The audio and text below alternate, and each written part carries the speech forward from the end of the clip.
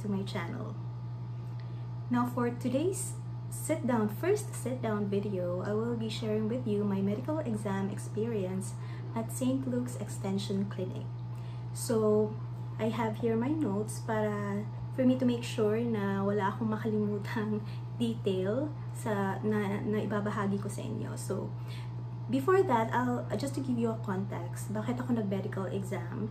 It's because me and my fiance are processing my K1 visa for me to be with him in the US for good. So, part ng process is for me to undergo the medical exam at St. Luke's. So, for this medical exam, St. Luke's lang yung authorized na mag-conduct ng medical exam, and for those who are living in the provinces, yung malayo sa Manila, so you really need to travel to Manila for the medical exam. And just a tip lang din, especially for those who haven't scheduled their medical exam yet, huwag muna kayong mag-schedule, especially if hindi pa kayo case ready, because meron kasing validity yung medical exam, and then it's either 6 months or 3 months. 6 months kapag normal yung medical exam, 3 months kapag nag-undergo ka ng sputum culture. So, ayun. And then, as for me, nag-case ready na kami, and then it took me around 2 weeks to schedule my medical exam because I made sure na meron na akong schedule for the embassy interview. Although pwede namang mag-schedule ng medical exam kahit wala pang interview schedule, pero mas gusto ko kasi na mas panatag yung loob ko na meron ng schedule for my embassy interview prior to my medical exam. So, ito na nga, yung medical exam experience ko. I was diagnosed prior to the medical exam. Dito ako masyadong na-stress kasi I've been reading a lot of forums or yung mga posts from the K1 groups, and marami ako nabasa na healthy naman sila pero nagka-sputum din sila, or they were subjected for a sputum exam. So, doon ako kinabahan kasi meron kasi akong bronchial asthma, and I was diagnosed with acute bronchitis early this year. So, dun ako sobrang nagka-anxiety. But then, since wala naman akong choice, no? So, kailangan ko siyang i-undergo, kailangan ko siyang harapin. So, ayun na nga. Nag-schedule na ako ng aking medical exam. So, that was a Thursday, and then my schedule was at 9 AM. So, dumating ako ng St. Luke's around 7:40 AM. So, medyo maaga pa talaga yon. And baka sakali lang na baka papasukan na ng security guard. So, pagdating ko doon, dumiretso na ako doon sa security guard at nagtanong kung pwede na ba akong pumasok. So, sabi ng guard, hindi pa pwede. So, okay lang naman. Kasi sobrang aga pa. So, bumalik ulit ako sa labas at to my surprise, may mga nag-offer ng mga chairs, monoblock chairs. So, sabi ko sa isip ko, wow, napaka, naman nila dito, napaka-accommodating. So, ayun na, naghintay na ako. So, maya-maya ng konti, may naniningil ng 20 pesos. So, may bayad pala yung upuan. But, okay lang. So, para sa yung mga hindi pa nakapag-medical exam, prepare na lang your 20 pesos, no? Kung gusto nyo maging komportable yung paghihintay nyo. So, ayun, around 8:30, pinapasok na kami ng security guards sa loob. So, yung unang hiningi sa akin yung aking, proof of payment at saka yung medical exam appointment confirmation. So, in-email yun sa'yo, in-email sa akin ng St. Luke's nung nag-register ako, nung nagpa-schedule ako sa kanila. So nandun sa email confirmation yung details, kung ano yung mga requirements, kung ano yung mga dapat kong dalhin. So, print ko yun, and then proof of payment din, kasi pwede namang magbayad sa St. Luke's, but I opted to pay in advance sa Security Bank kasi gusto kong dire-diretso na yung process sa St. Luke's. So, after nun, binigay ulit sa akin nung security guard yung mga papel. And then, binigyan niya ako ng paper, isang pink paper na may priority number. So, kapag pink paper, it means under K1 category ka. So, ayun. So, after nun, pumunta na ako sa photo room. So, that was the second step or first step. Yung first step is yung sa security guard. Yung first step na lang is dun sa photo room talaga. Yun yung pinakaunang step sa medical exam. So, binigay ko yung mga proof of payment, yung may pink stub na papel, yung confirmation ng aking medical exam. So, sabi nung in charge is hintayin ko muna na tawagin yung pangalan ko. So, nung tinawag na yung pangalan ko, pumasok ako sa photo room, kinuhanan ako ng picture, and then tinanong ako kung kailan yung birthday ko. So, yun lang naman. And then, paglabas ko ng photo room, chinek yung mga requirements ko, like yung, actually, kinuha at kinumpile nila. So, yung 4 pieces, 2x2 US Visa pictures. So, pwedeng sulatan ang likod ng picture ng pangalan nyo, or pwede din naman hindi. Then, photocopies ng passport bio page. And then, photocopies ng COVID vaccine card. So, dalawa yung dinala ko. Yung galing sa LGU and yung sa Vaxcert. Yung sa Vaxcert lang is kulang ng detail. Kulang ng isang booster. Hindi na register doon yung isang booster shot ko. So, eventually, yung kinuha na lang is yung photocopy ng vaccine card ko from the LGU. So, copy ng visa interview, appointment letter, photocopy ng K1 FTP. So, yung K1 FTP, naka-indicate kasi doon yung Manila case number nyo. So, need nila yon. And then, photocopy ng DS-160 confirmation. So, after nun is, pumunta na ako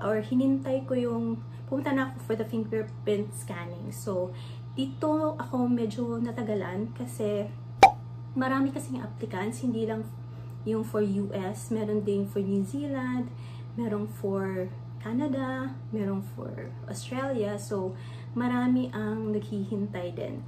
So, around 45 minutes ako naghintay for my turn to be called. So, ayun lang. Pwede namang gumamit ng cellphone para hindi ka mabagot. Bawal lang mag-picture. Hindi pwedeng mag-picture sa loob. Kasi sisitahin kayo ng staff doon. So, nung turn ko na for the fingerprinting, chinek nila yung original passport ko and nag-verify lang sila ng mga information like my full name, my birth date, my complete address, telephone number, mobile number, and then na-verify din sila ng information about my petitioner. So, tinanong sa akin kung sino yung petitioner ko, ano yung relationship ko with the petitioner. So, syempre sinabi ko, fiancé ko, and then hiningi ang kanyang full name, and then birth date, complete address, and then, ayun. So, para mabilis yung process ng pag-verify nila, mas mainam kung memorize nyo yung mga details na yun. Although, pwede namang magdala ng kodigo just in case na ma-mental block kayo. But then, mas mainam na rin na alam nyo by heart yung mga details. Especially sa fiancé ninyo na mga important details. And then, after na verify yung mga information, sinabihan ako to put my right index finger dun sa fingerprint scanner. So, right index finger meaning sa Tagalog, kanang hintuturo. Kung sa Bisaya, too nga tudlo. So, ayun, for the fingerprint scan. So, 3 beses ata, 3 to 4 times na in-scan yung hintuturo, yung right index finger. So, after nun, sinabihan ako nung in charge to wait for my official receipt kasi nga doon ako nag-pay ako in advance sa security bank. So, binigyan nila ako ng official receipt, yung from St. Luke's talaga. And then, sinabihan ako to proceed to the 5th floor So, yung photo room at saka fingerprint scanning sa ano lahat yon sa, anong tawag nito? Sa ground floor. And then, sa 5th floor, sinabihan ako na to proceed to the 5th floor for the fingerprint scanning. And then, after nun, pagdating ko sa 5th floor, dumiretso agad ako dun sa area kung saan kukuhanan ka ng vital signs. So, pinaghintay muna kami ng konti kasi meron pang tao sa loob, meron pang patient sa loob. So, nung turn ko na, dun ako pinauna sa height and weight taking. So, suggestion ko lang, para mas mabilis yung process dun sa part na yon, mas mainam kung ang magsuot kayo ng footwear na mabilis lang tanggalin. Like, yung sa case ko, ginamit ko ay slip-on, katulad nito, sample. And then, slip-on, anything, basta mabilis lang hubarin. And then, after nun, pumunta na ako sa vital signs and weight taking. Vital signs taking. So, medyo kinabahan ako sa, yun nga, sa whole process na yun. So, medyo anxious ako. And then, nung pumunta ako sa 5th floor, medyo hinihingal pa ako nung pagdating ko dun sa vital signs taking na, na area. So, sabi ng nurse, nung kinuhanan niya ako ng blood pressure, sabi niya medyo mataas daw yung blood pressure ko. Tapos, sabi niya, inhale, exhale ka lang ma'am, tapos try to relax. So, yun naman yung ginawa ko, nag-relax ako, tapos naging okay din naman yung blood pressure ko. Pero, ang sinabi niya is medyo mabilis daw yung tibok ng puso ko. Which is true naman talaga kapag kinakabahan ka. So, okay na. Okay naman. Naintindihan naman nila yon. So, after nun is, proceed na daw ako sa eye test. So, dun sa eye test naman is, pinabasa nila ako ng Slennon chart or yung may chart na may letters. So, ang ginawa is pinatakpan yung right eye, tapos pinabasa yung chart, and then next is pinatakpan yung left eye, and then pinabasa yung chart. So, yun lang naman. Gusto lang naman nilang makita kung yung visual acuity, kung need mo mag-glasses or ganun. Yung sa akin, dinala ko rin yung eyeglasses ko, pero wala naman silang ibang comment tungkol doon. So, ayun.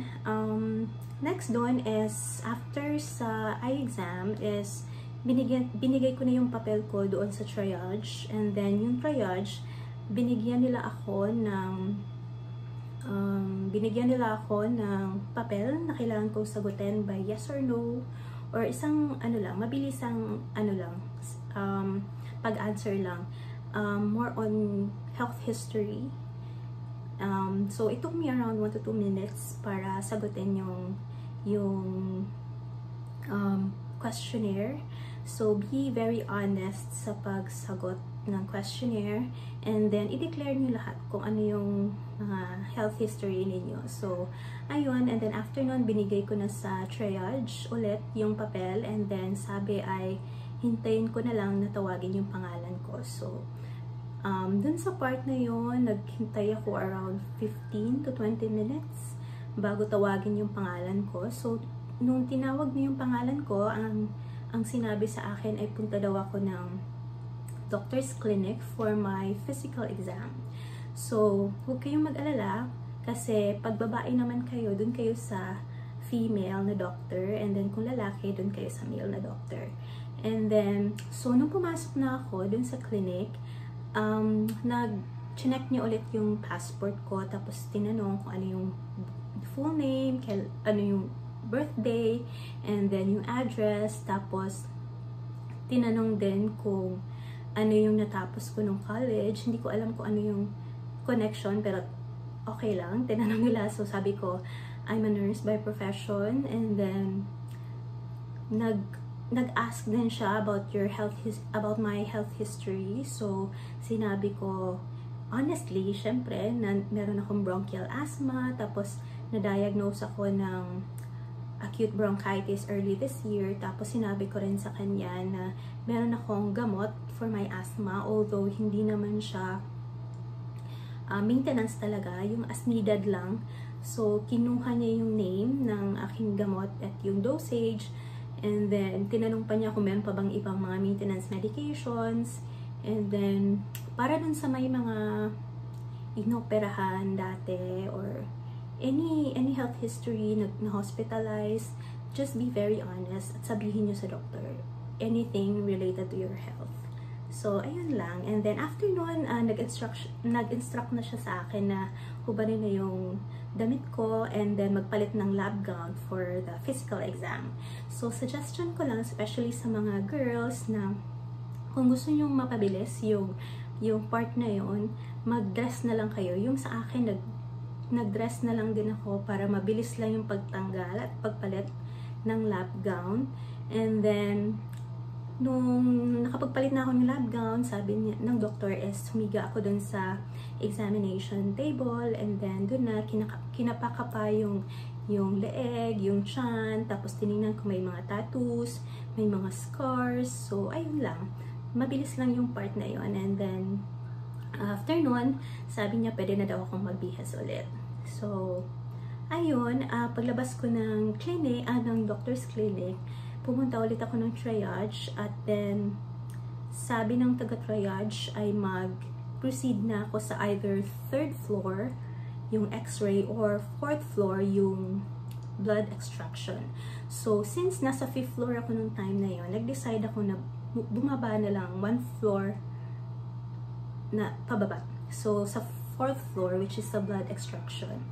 So binigay ko lang yung papel ko dun sa counter, and then sinabihan ako to wait for my name to be called. So it just took around 10 minutes for me to be called. So ayun na, pumasok na ako. Very smooth lang naman yung process. Mabilis lang din, at magaling sila in fairness sa mag-extract ng blood. Magaan yung kamay, yung na-assign sa akin ha, magaan lang yung kamay niya at hindi ako nagkapasa. So ayun, after ng blood extraction, pumunta na ako sa 3rd floor, yung pinaka kinakabahan ako.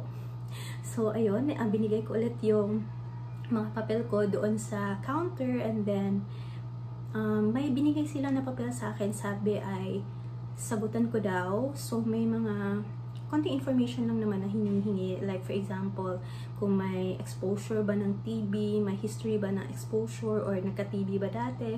So ganun lang, at yun yung mga naalala kong information. And then sabi ay sinabihan ako to wait for my name to be called. So medyo marami din naghintay nun, so it took me around 15 to 20 minutes. So naalala ko nun, medyo paalas 12 na ata yun ng tanghali. So medyo gutom na rin, pero hindi ko masyadong naramdaman yung gutom. Mas naramdaman ko yung kaba. So doon ako nakafocus talaga sa kaba, na hindi ko maintindihan. Sobrang yung anxiety ko talaga. Hindi, ewan ko ba? Nung turn ko na natawagin for the x-ray, so pumunta ako dun sa dressing room kasi dapat ka magpalit ng lab gown. So yun nga, mas mainam kung magsuot ka ng something comfortable, something na mabilis lang tanggalin. And then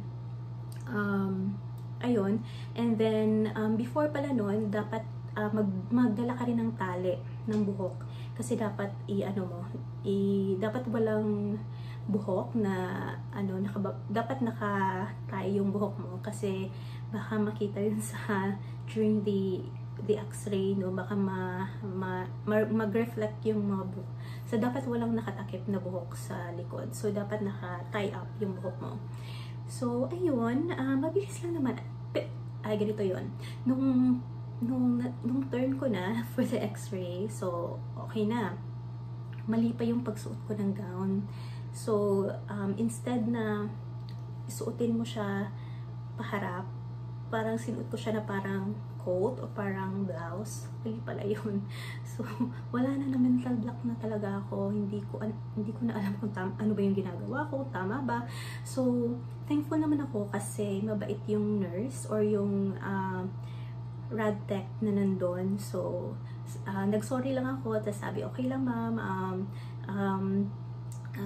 i-ano mo lang, suotin mo lang ng tama, and then punta ka na dun sa may machine. So, nung papunta ko nung nandun ako nakatayo sa machine, parang binigyan ako ng parang lead pillow ba yun? Parang for the girls, para to protect you from the radiation, maproteksyonan yung uterus, yung reproductive system mo from the radiation. So, ipinahawak sa akin na parang lead pillow or basta ganon, something to protect your yung dito sa baba. So, pinahawak sa akin ng ganon.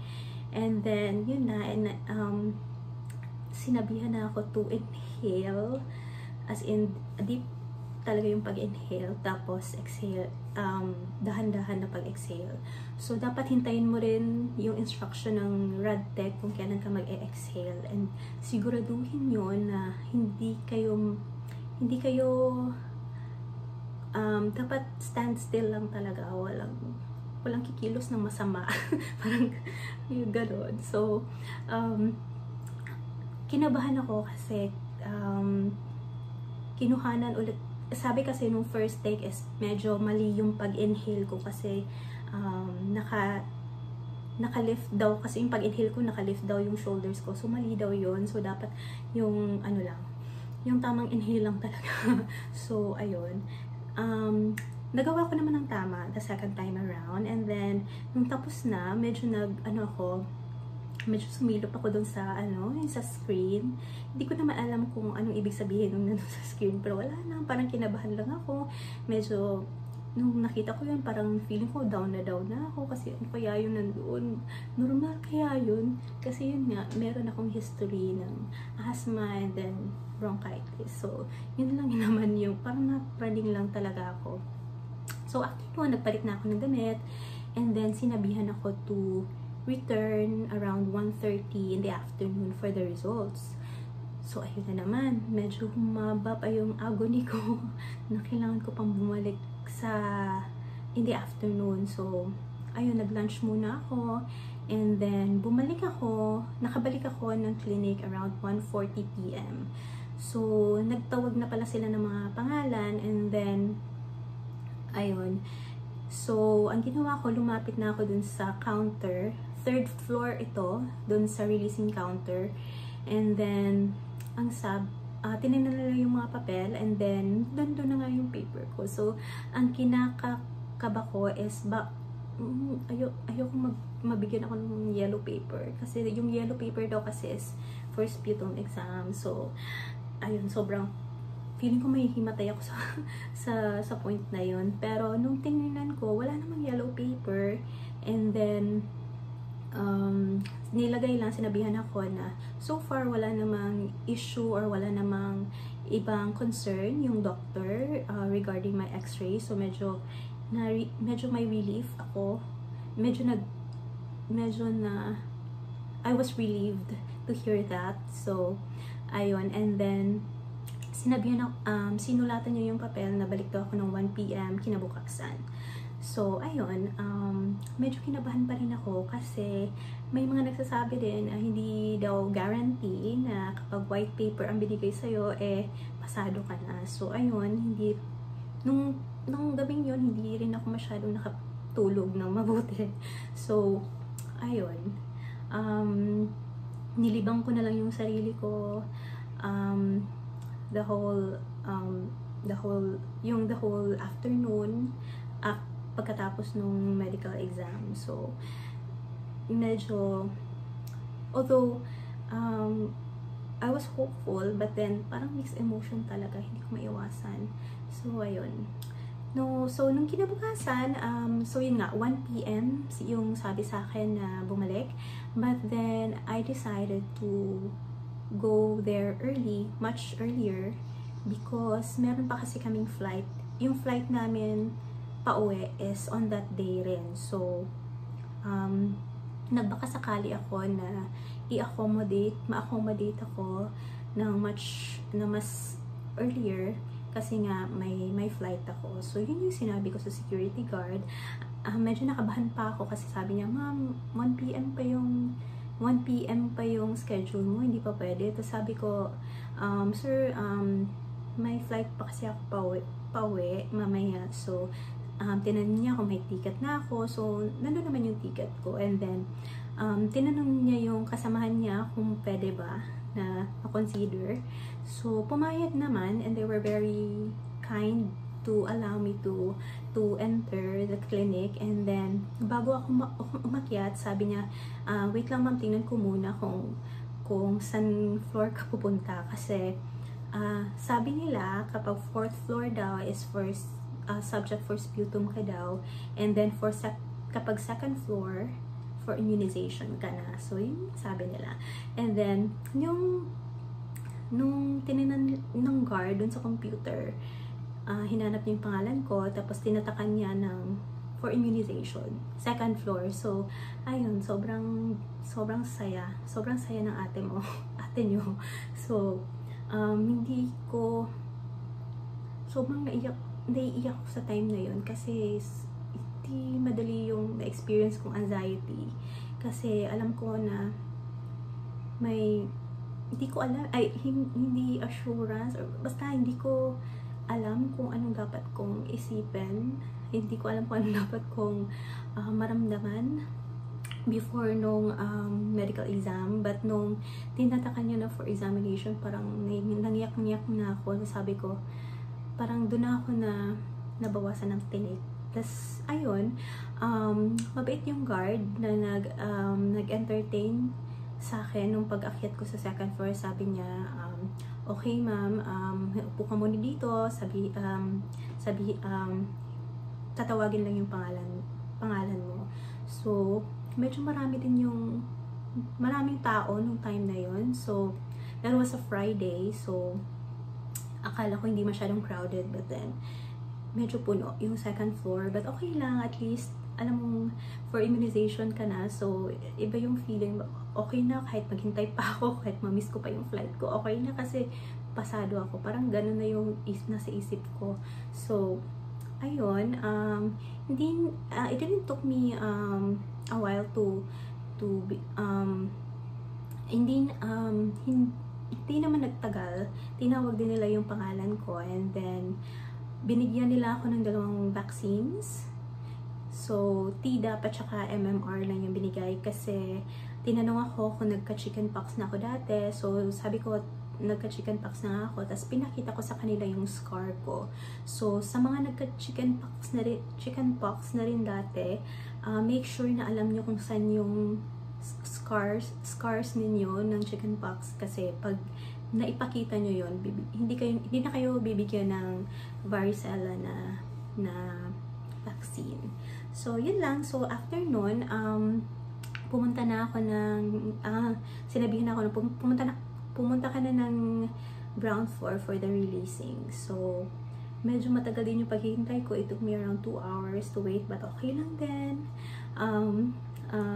Hindi na ako, medyo kalmado na ako nung time na yun. So I didn't mind na it took me 2 hours to wait. So inalik ko na yung sarili ko, at parang I was so relieved that I passed the medical exam. So I was just so happy.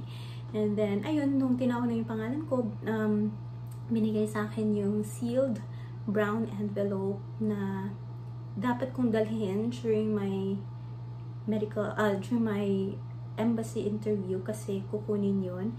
And then binigyan din nila ako ng CD kung saan yun yung copy ng aking x-ray, and then binigyan din nila ako ng yung vaccination record kung saan nandun nakalagay yung details na aking vaccine, kung ano yung mga vaccines na natanggap ko.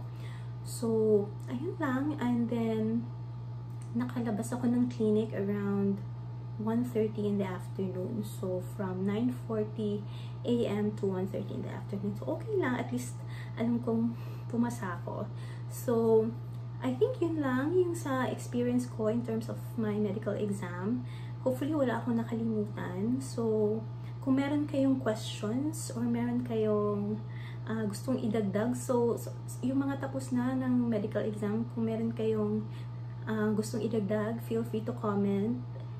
And then kung kayo ay hindi pa nakapag-medical exam or kung meron kayong mga katanungan about the medical exam, don't hesitate to leave a comment and I'll try to get back to you as soon as I can. So thank you so much for watching and I hope to see you soon. And by the way, this is actually a two-part video. Nakalimutan kong sabihin sa intro. This is actually a two-part video. Yung isa is about the requirements naman for the medical exam, and hopefully makagawa ako ng video ng kung paano mag-register para sa medical exam. So stay tuned and don't forget to subscribe. Bye! God bless!